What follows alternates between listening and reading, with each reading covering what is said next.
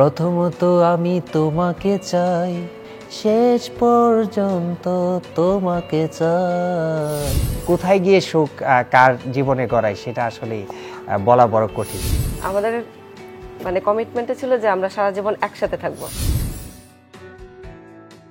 জনপ্রিয় নায়ক, সে শুধু ডিগবাজি দেয়।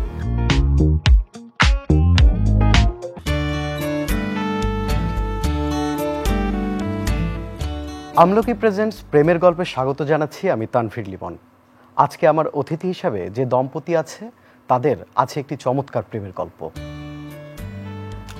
একজন রোগী যিনি সড়ক দুর্ঘটনায় স্পাইনাল কর্ড ইনজুরিতে পঙ্গুত্ব বরণ করেন এবং সিআরপিতে যান চিকিৎসা নেওয়ার জন্য। আমরা শুনেছি সবসময় ডাক্তারের প্রেমে পড়ে রোগী, কিন্তু এখানে ঘটেছে একটি ভিন্ন ঘটনা। ডাক্তার পড়ে গিয়েছে রোগীর প্রেমে। কারা তারা? আজকে আপনাদেরকে শোনাবো সেই প্রেমের গল্পটি। আমাদের মাঝে অতিথি হিসেবে উপস্থিত আছেন Hedayetul Aziz Munna, DDF wheelchair cricket team বাংলাদেশের প্রতিষ্ঠাতা সভাপতি, এবং তার সহধর্মিণী লাকি আক্তার। আপনাদেরকে চ্যানেল আইয়ের প্রোগ্রামে স্বাগত। আপনাকেও অনেক ধন্যবাদ আমাদেরকে এখানে আমন্ত্রণ জানানোর জন্য। জনাব মুন্না এবং লাকি আক্তার, আপনাদের সেই রোমাঞ্চকর প্রেমের গল্পটি আমরা একটু শুনতে চাই। রোমাঞ্চকর শব্দটি শোনার আগে বা এই গল্পটা শোনার আগে একটু আমি পেছন থেকে বলতে, 2008 সড়ক দুর্ঘটনায় আমি যখন স্পাইনাল কর্ড ইনজুর হই, বা আমি যখন মর্মান্তিক সড়ক দুর্ঘটনায় আমি যখন একেবারেই জীবন মৃত্যুর সন্ধিক্ষণে চলে যাই, তখন আমি ছিলাম বিদেশের মাটিতে। তখন আমি দীর্ঘ সময় কোমাতে ছিলাম। থাকার পরে আসলে আমি এক পর্যায়ে যখন পারিবারিক এবং আমার বিদেশে যেখানে আমি কাজ করতাম তাদের মধ্যস্থতায় আমি বাংলাদেশে আসি এয়ার অ্যাম্বুলেন্সে করে, এবং তখন অনেকটা প্রায় মৃত আমি ছিলাম। যেহেতু স্পাইনাল কর্ড ইনজুর্ড, আমার একেবারে যেখান থেকে স্পাইনাল কর্ড ইনজুর্ড বুকের নিচে যখন পুরো অংশ প্যারালাইজড, আমার অনেক মাথায় আঘাত, চোখে আঘাত, শরীরে অনেক জায়গায় আঘাত ছিল। আসলে এগুলা নিয়ে যখন বাংলাদেশে আসি আমি, তারপর বাংলাদেশে এসেও আমি দীর্ঘ সময় আইসিইউতে ছিলাম, চিকিৎসাধীন ছিলাম। কিন্তু একটা সময় পরে যখন শারীরিক অবস্থার কিছুটা উন্নতি হয়, তখন আসলে আমি জানতে পারি যে আমি আর হাঁটতে পারবো না, আমার পুনর্বাসন দরকার। সেই পুনর্বাসনের জন্য আমি সিআরপিতে যাই, সাভার সিআরপিতে, এবং সিআরপিতে দীর্ঘ সময় আমি ওইখানে পুনর্বাসিত হয়ে আমার কিভাবে আমি হুইল চেয়ারে চলাফেরা করব, কিভাবে আমি কাজ করব, কিভাবে আমি পরবর্তী জীবনে এগিয়ে যাব, সে ওইখানে আসলে আমার সঙ্গে আমার সহধর্মিণী লাকি আক্তার, উনি আসলে ওইখানে পড়াশোনা করতেন, ফিজিওথেরাপি হিসাবে ওইখানে ছিলেন। তার সঙ্গে আমার আসলে আমি যখন বেডে ছিলাম তার সঙ্গে আমার মাঝে মধ্যে দেখা হইতো, এবং আমি যখন পুনর্বাসিত হয়ে হুইল চেয়ারে উঠি তখন প্রায় সময়ই তার সঙ্গে আমার দেখা হতো। উনি আমার খোঁজ খবর নিতেন যে আমি কেমন আছি, বা অন্যান্য পেশেন্টদের মাঝে এসেও আমাকে একটু এক্সট্রা কেয়ার করা যে আমি কেমন আছি, বা শারীরিকভাবে ঠিক আছে কিনা, মানসিকভাবে ঠিক আছে কিনা, মাঝে মধ্যে খবর নিত। আসলে সেই থেকে আসলে তার সঙ্গে আমার পরিচয় ঘটে আর কি। তখন আমি ওই পরবর্তীটা ভালো বলতে পারবে। লাকি আক্তার, আপনার থেকেই শুনতে চাই আসলে আপনি আসলে কিভাবে তার প্রেমে পড়লেন? প্রেমে আসলে কিভাবে পড়ে মানুষ কেউ কিন্তু বলতে পারে না। ফার্স্ট টাইম প্রথমে আমি যখন ইন্টার্নি করতেছিলাম তখন সে পেশেন্ট ছিল, ভর্তি ইনডোর পেশেন্ট। তখন আমি সবসময় ওনার বেডের কাছ দিয়ে যাইতাম, একটা দরজার সাথে ছিল, আমি রেগুলার এদিক দিয়ে যাইতাম। যাওয়ার পর সবসময় দেখে নাকে মুখে কাপড় দিয়ে রাখতো। তখন আমার একটা উনি কেন সব দিক থেকে আর নিজেকে আড়াল করে রাখতে চাইতো, এটা আর কি আমার জানার কৌতূহল ছিল। তাই সবসময় ওনাকে যা জিজ্ঞেস করতাম, আপনার কি কোনো সমস্যা আছে, আপনার কিছু লাগবে, বা কোনো রকম সমস্যা থাকলে আপনি বলেন। এইটা আমার প্রথম মনে হইতো যে উনি কেন সবসময় মুখটা ঢেকে রাখতো বেডে শুয়ে শুয়ে। লাকি, আপনি যখন প্রেমে পড়লেন কখনো কি সংশয় কাজ করেছে যে এই মানুষটা আদৌ সুস্থ হবে না জেনেও এই প্রেমে পড়া, তারপরে দাম্পত্য জীবন, বিবাহ, এই সংশয়টা কি কখনো এসেছে মনের মধ্যে? না, ফার্স্ট টাইম আসলে অনেকে অনেক ধরনের কথা বলছে যে কেন আমার যারা ক্লাসমেট ছিল তারাও আমাকে বলতো যে মানে অ্যাজ এ অন্য অন্য পেশেন্টদের মতো কেন আমি তাকে কেয়ার করি না, মানে এক্সট্রা কেন জিজ্ঞেস করি সব সময়, মানে এগুলা তাদের কাছে পছন্দ ছিল না কখনোই। মানে পেশেন্টদের মতোই আচরণ করো, এর থেকে এক্সট্রা কোনো কিছু করো না। মানে সবাই নেগেটিভ কথা বলছে, অ্যাজ ফ্যামিলি সহই বলছে, কিন্তু আসলে ভালো লাগা যখন কাউকে শুরু হয় তখন অন্য সকল বাধা থাকলেও তার কাছে আমার যাইতে ইচ্ছা করে, তার খবর নিতে ইচ্ছা করে। ওরকম আসলে কথা বলতে বলতেই আসলে ভালোবাসা হয়ে যায়, পছন্দ থেকেই ভালোবাসা হয়ে যায়। ভালোবাসার আসলে কিছু ক্লু লাগে যে এই কারণে আমি তার প্রেমে পড়েছি। আসলে মুন্নার কোন বিষয়টি আপনার ওই সময় খুব বেশি হৃদয়ে লেগেছিল, বা প্রেমে পড়ার কারণ হিসেবে আপনি কি কারণকে আপনি প্রধান কারণ হিসেবে দেখবেন? প্রেমে পড়ার অনেকগুলো কারণ থাকে মানুষের, এক একজনের পছন্দ ভালো লাগা কিন্তু এক এক রকম হয়। আমি তার সাথে কথা বলতাম, তার কথা আমার ভালো লাগতো, মানে খুব সহজেই মানুষের সাথে মিশতে পারতো, আর কথা মানে এমনভাবে কথা বলতো যে যে কেউকে আপন করে নেওয়ার মতো। চুল পড়ছে?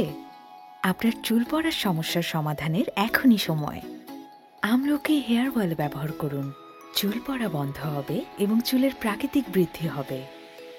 আমলকি হেয়ার অয়েল। আমলকি, প্রকৃতির ছোঁয়ায় সৌন্দর্য। ওই সময় আসলে তো জীবন বা মরণের একটা প্রশ্ন, বা বেঁচে থাকার একটা লড়াই। এর মধ্যে আসলে এই লাকির এই প্রেমটা আপনাকে কতটা শক্তি দিয়েছিল? আসলে বেসিক্যালি বেঁচে থাকা বা মানে চলে যাওয়া এটা তো আসলে উপরওয়ালা জানে, কিন্তু আমি যখন হুইল চেয়ারে বসা অবস্থায়, কিংবা আমি নিশ্চিত যে আমি হাঁটতে পারবো না, আমার জীবনটা একটা অন্ধকারের দিকে চলে যাচ্ছে, এই সময়টায় আসলে তার মানে সঙ্গ পাওয়া আমাকে সত্যি এগিয়ে যাওয়ার জন্য বা বাঁচার জন্য কিছুটা হলো মানে স্বপ্ন দেখতাম যে না আসলে কোনো না কোনোভাবে তো মানুষ বেঁচে থাকে, জীবন তো চালাতে হবে, এগিয়ে যেতে হবে। সেই জায়গাটায় আসলে তখনকার তার ভালোবাসা, তার সে যে আমার প্রতি যে রেসপেক্ট কিংবা আন্তরিকতা নিশ্চয়ই আমাকে আরও বেশি উজ্জীবিত করতো। আমাদের দেশে আসলে এইরকম শারীরিক প্রতিবন্ধকতা নিয়ে বেড়ে ওঠা অনেক মানুষই আছে, কিন্তু এদেরকে আসলে ভালোবাসতে গেলে না প্রথমে কয়েকটা প্রশ্ন আসে যে আমার সংসার জীবনটা কেমন যাবে, আমার দাম্পত্য জীবনটা কেমন যাবে। এই কেমন যাবে এই প্রশ্নটা দূর করার জন্য আপনাদের থেকে আসলে কি বলার আছে? আসলে কেমন যায়? সংসার পর্যন্ত এটা যেতে গেলে অনেক ধরনের বাধা তৈরি হয়, সেটা পারিবারিক বাধা, সামাজিক বাধা, পরিবেশগত বাধা, অনেক ধরনের বাধা থাকে, অনেক চ্যালেঞ্জ থাকে। বাধা তো আসলেই সুস্থ অ্যাবল ডিসেবল সবার ভিতরেই থাকে, কিন্তু আমি যেটা বললাম যে সততা, নিষ্ঠা এবং একে অপরের প্রতি কমিটমেন্ট, এটা আসলে আমাদের দুজনকে স্পেশালি একটা সুন্দর জীবন উপহার দিয়েছে। এবং আমি মনে করি যে বাংলাদেশে অনেক প্রতিবন্ধী ব্যক্তিরাই এরকম সুন্দর জীবনযাপন করছে এবং তারাও সুখে শান্তিতে আছে। সুখটা আসলে খুব আপেক্ষিক বিষয়, এবং সুখ কোথায় গিয়ে সুখ কার জীবনে গড়ায় সেটা আসলে বলা বড় কঠিন। তারপরেও বলবো আমরা দুজন অনেক ভালো আছি আলহামদুলিল্লাহ, আমরা এভাবেই ভালো থাকতে চাই। লাকি আক্তার, মুন্না যে কমিটমেন্টগুলো করেছিল সেগুলো কি পূরণ করেছে কিনা? আসলে আমাদের ওরকম কোনো কমিটমেন্টই ছিল না যে আমি তোমাকে বিয়ে করতে পারলে আমি এটা করব সেটা করব, এরকম কোনো কমিটমেন্ট ছিল না আমাদের। মানে কমিটমেন্টে ছিল যে আমরা সারা জীবন একসাথে থাকবো।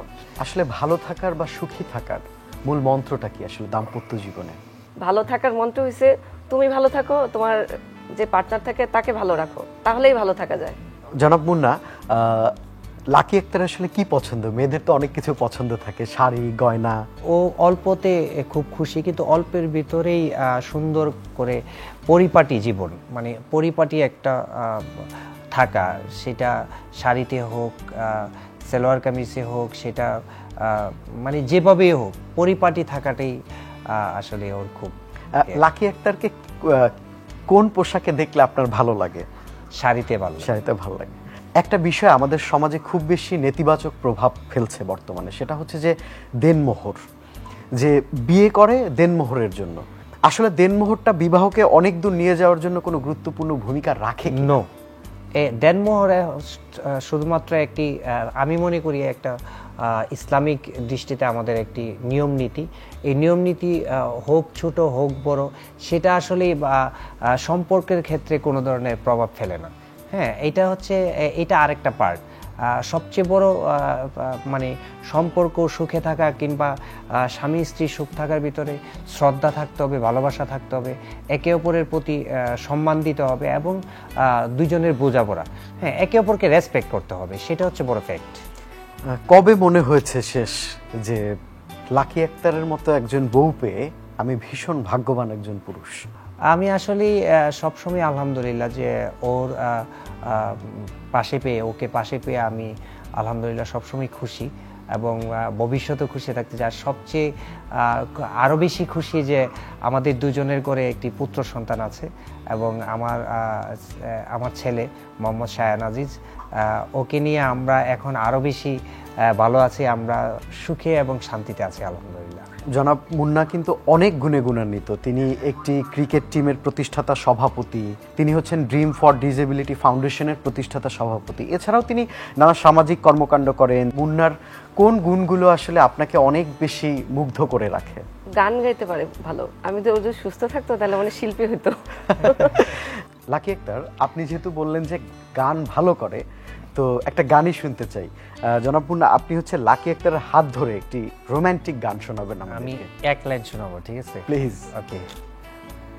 প্রথমত আমি তোমাকে চাই, দ্বিতীয়ত আমি তোমাকে চাই, তৃতীয়ত আমি তোমাকে চাই, শেষ পর্যন্ত তোমাকে চাই, সকালে সন্ধ্যায় তোমাকে চাই, বিকেলে আড্ডায় তোমাকে চাই, সারা জীবন তোমাকে চাই। Thank you. চমৎকার চমৎকার চমৎকার চমৎকার। আমরা অনেক ভালোবাসার গল্প শুনলাম। এবারের যে সেগমেন্টটা, এখানে কিছু ছবি আছে, আমাদের খুব সুপরিচিত কিছু মুখ। আমি হচ্ছে সেই ছবিটা আপনাকে দেখাবো ওখানে বসে, আপা এখানে বসা থাকবেন, আপনি তাকে ক্লু দিবেন, কিন্তু ক্লু ধরে ছবিতে কে আছেন সেটি হচ্ছে আপার বলতে হবে। ঠিক আছে? ঠিক আছে। আমরা শুরু করতে পারি? শিওর। মুন্না রেডি? আপা রেডি? রেডি। ওকে, প্লিজ আপা আপনি চলে আসুন।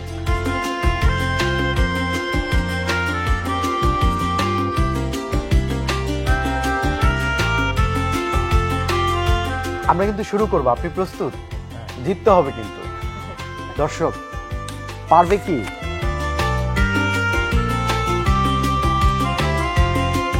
পোস্টার লাগাবো, ব্যান্ড বাজাবো, সাজাবো পালকি। ছবিটি হচ্ছে আপাকে হচ্ছে কঠিন ক্লু দিতে হবে কিন্তু।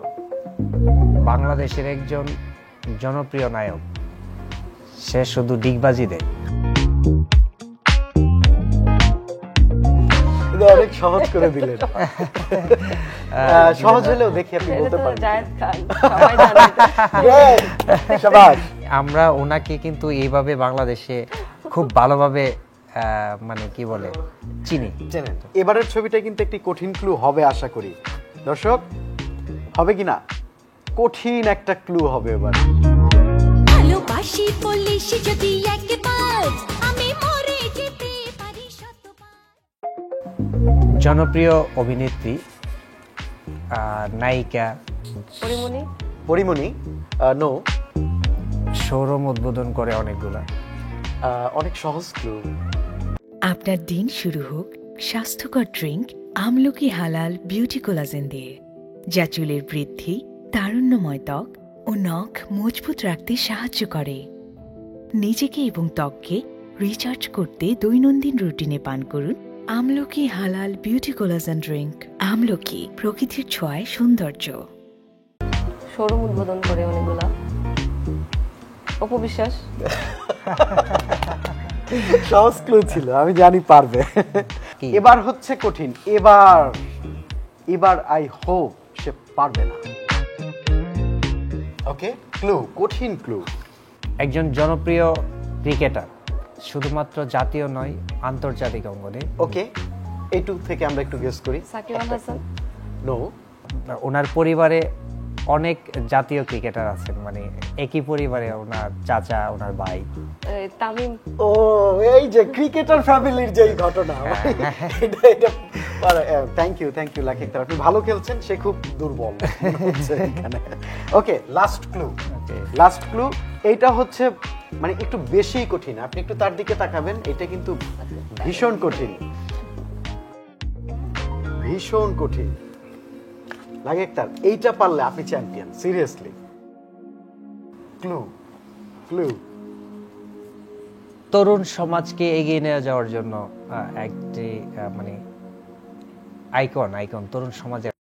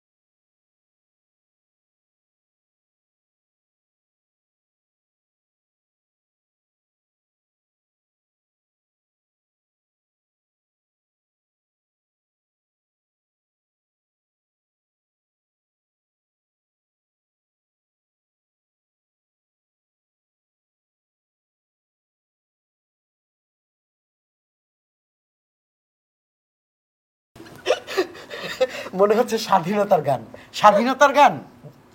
নো, বাংলাদেশ কাছাকাছি কিন্তু যাচ্ছেন। বেশ শাবাশ বাংলাদেশ। বেশ শাবাশ বাংলাদেশ, যাও গ্রেট। আমরা একটা প্রেমের গানে যাই এবার। রেডি, গান চলবে।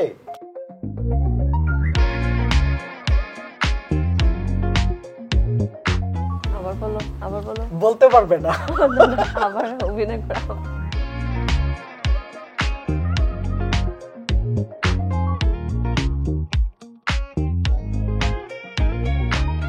এটা কি গান, মানে অনেক আগের গান নাকি নতুন গান? না ওইটা বলতে পারবে না।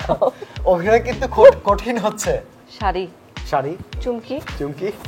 ওকে, হ্যাঁ ওকে, চুমকি চলেছে একা পথে। ওকে গ্রেট, একটু গেয়ে শোনাবেন কোন গানটা চলছে?